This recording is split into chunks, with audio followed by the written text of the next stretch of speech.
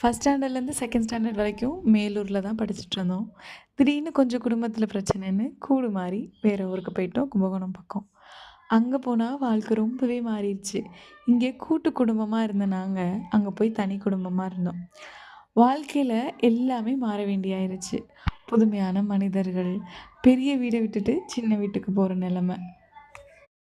பெரியவங்களுக்கு என்ன கவலையோ! ஆனா சின்ன பிள்ளை நமக்கெல்லாம் அப்ப என்ன கவல? ஐய்யய்யோ! அந்த ஸ்கூல்லேருந்து இந்த ஸ்கூலுக்கு வந்து மாத்திட்டாங்களே! இனிமே எப்படிடா புது ஃப்ரெண்ட்ஸ் புடிக்கிறது? எப்படி இருப்பாங்க டீச்சர்ஸ்லான்னு அதுதான் நம்ம கவல.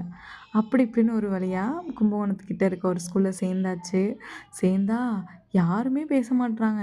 "ஏய் டூடு டூடு" அப்படிங்கிறாய்ங்க. ஒண்ணுமே புரியல. ஆனா, எனக்கு அப்போ தெரியல, இந்த ஸ்கூல் தான் என்னோட லைஃப்ல எனக்கு நெறைய மெமரீஸ குடுக்க போது. இந்த கிராமத்து வாழ்க்கை தான் எனக்கு வாழ்க்கையில பெரிய பாடமா இருக்க போதுன்னு. போக போக ஸ்கூல் பழகிருச்சு. கொஞ்சம் கொஞ்சம் ஃப்ரெண்ட்ஸ் வந்தாங்க. சின்ன பிள்ளையில நாங்கலாம் ஃப்ரெண்ட்ஸ் பிடிக்க என்ன பண்ணுவோம் தெரியுமா? அந்த பிள்ளையெல்லாம் சொல்லும், "கைய கடிச்சுக்க அப்பதான் நான் உனக்கு ஃப்ரெண்ட் ஆவேன்னு." அந்த பிள்ளைக என்ன சொன்னாலும் நான் செஞ்சு தான் ஆவேன். ஏன்னா எனக்கு ஃப்ரெண்ட்ஸ் வேணும்ல. பேசுறதுக்கு ஆளே இல்லாம என்ன பண்ணுவீங்க? அப்ப என்னோட ஃப்ரெண்ட்ஸ் 2 பேர் இருப்பாங்க.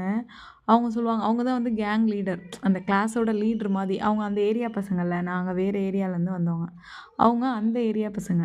அவங்க சொன்னா தான் கிளாஸ்ல எல்லாருமே ஃப்ரெண்ட் ஆவாங்க. ஸோ அவங்க 2 பேர் தான் தலைவி மாதிரி. அவங்க சொல்ற எல்லா வேலையும் நம்ம செஞ்சே ஆகணும். இல்லைன்னா நமக்கு ஃப்ரெண்ட்ஸே கிடைக்க மாட்டாங்க. நம்ம ஒத்த மரமா இருக்க வேண்டியதான். உங்களுக்கு எல்லாம் தெரியும் ஸ்கூல் போயிருந்தா, இப்பயாவது நமக்கு வீட்டுக்கு வந்தா என்டர்டெயின்மெண்ட்டா ஃபோன் இருக்கு, எல்லாம் பார்க்குறீங்க அக்கம் பக்கம். போறோம், வர்றோம். வெளியில கூட்டி போறாங்க பேரண்ட்ஸ். அப்பலாம் எங்க பேரண்ட்ஸ் அப்படி கிடையாது மக்களே. வீட்டுக்கு வந்தா, வீட்ல அக்கா, தங்கச்சி மட்டும் தான் விளையாட முடியும். வெளியில போய் விளையாடலாம். விளையாண்டாலும் நமக்கு புது ஊர்ல யார் வருவா நம்ம கூட விளையாட? அப்படிதான் இருக்கும். ஸோ எங்களுக்கு ஃப்ரெண்ட்ஸ் பிடிக்கிறது வீட்லயும் சரி, ஸ்கூல்லயும் சரி, அதுவே பெரிய விஷயமா இருந்துச்சு. அப்புறம் போக போக கொஞ்சம் ஃப்ரெண்ட்ஸ் எல்லாம் பிடிச்சாச்சு. பிடிக்க பிடிக்க வாழ்க்கை மாறுச்சு. இந்த கிராமத்து வாழ்க்கை வாழ்க்கையில எவ்வளோ அனுபவத்த குடுத்துச்சுன்னு எனக்கு அப்ப தெரியவே இல்ல. ஆனா, இப்ப கல்யாணம் ஆகி 2 பிள்ளைங்களுக்கு அம்மாவானதுக்கு அப்புறம் தான் எனக்கு புரியுது. என் வாழ்க்கையில நான் கடந்து வந்த பாதையா இருக்கட்டும், இல்ல அந்த கிராமத்து வாழ்க்கை எனக்கு குடுத்த அனுபவமா இருக்கட்டும், அவ்ளோ அழகானது.